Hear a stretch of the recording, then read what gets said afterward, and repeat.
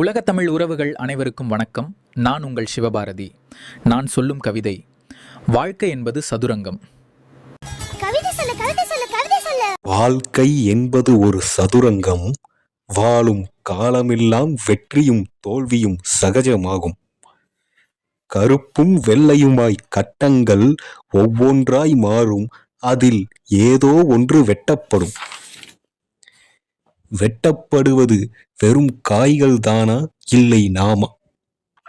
கேட்டுக்கொள்ள வேண்டும் நம்மிடம் நாமே. கருப்பும் வெள்ளையுமாய் கட்டங்களும் காய்களும் கதாபாத்திரங்களும். ஆட்டம் ஆரம்பிக்கும் போது ஆழமான சிந்தனை வேண்டும். ஏனெனில் விளையாட்டாக எண்ணினால் நம் கதை முடிந்துவிடும். அதுபோல் தினமும் நமது தொழிலை வளர்க்க என்ன செய்ய வேண்டும், வரவும் செலவும் எவ்வளவு, என்னென்ன என்பது போன்ற யோசனை வேண்டும். போட்டியில் படைகளின் குறிக்கோள் மன்னனை காப்பதாகும். தான் வீழ்வினும் பரவாயில்லை, மன்னன் வாழ்வான் என்று. அதுபோல் தம்பதிகளின் குறிக்கோள் தங்களின் குழந்தையை குறையின்றி வளர்ப்பதாகும். காய்களை மெல்ல மெல்ல நகற்றுவோம், ஆனால் திடீரென்று வெட்டப்படுவோம்.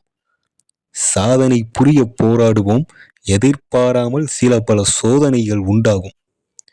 சேனைகளெல்லாம் ராஜாவிற்காக போராடுவர். நாமோ நம்மை அடுத்த கட்டத்திற்கு கொண்டு செல்ல நாள்தோறும் போராட வேண்டும். ராஜாவானவன் உயர்ந்தவன்.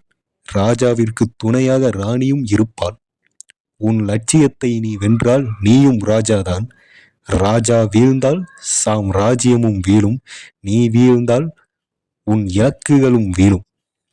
வாழ்க்கை என்பது ஒரு சதுரங்கம். அதில் மனிதர்கள் எல்லாம் போராளிகள். அனைவருக்கும் நன்றி. நம்மளை இன்ஸ்டாகிராமில் ஃபாலோ பண்ணலன்னா மறக்காமல் ஃபாலோ பண்ணிடுங்க. அதோட சப்ஸ்கிரைப் பண்ணலன்னா மறக்காமல் சர்ப்ரைஸ் பண்ணுங்கள். தேங்க்யூ. எவ்வளவோ சேனலுக்கு சப்ஸ்கிரைப் பண்ணுறோம். ஒரு நல்ல தமிழ் சேனலுக்கு சப்ஸ்கிரைப் பண்ணி உங்களுடைய ஆதரவை கொடுக்கலாமே.